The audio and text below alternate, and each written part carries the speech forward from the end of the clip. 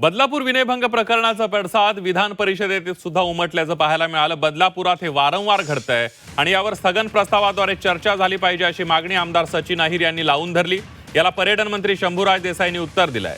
ज्या स्कूल बसमध्ये सीसीटीव्ही आणि महिला मदतनीस नसेल त्यांच्यावर कारवाई केली जाईल, आरटीओ मार्फत कारवाई केली जाईल असं उत्तर मंत्री शंभूराज देसाई यांनी दिलंय।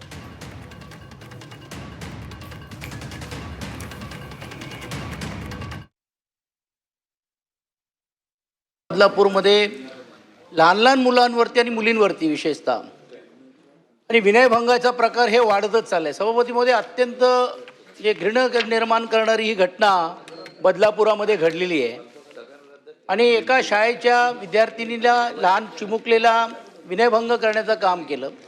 मुळामध्ये एका चांगल्या संस्थेच्या शाळेमध्ये पाठवत असताना पण आपली मुलं आणि मुली सुरक्षित आहेत की नाही हा संभ्रम आणि प्रश्न या निमित्ताने निर्माण होतो। सभापतीमध्ये मुलं आणि मुलं ही शाळेत जात असताना पण देखील जर सुरक्षित जर नसेल तर मला असं वाटते कायदा सुव्यवस्थेचा प्रश्न निर्माण होण्याची शक्यता आहे आणि म्हणून सभापतीमध्ये आपल्या माध्यमातून हे स्थगन मंजूर करून याची चर्चा करा। नाही करता आली तर तुम्ही वेगळ्या माध्यमातून करा।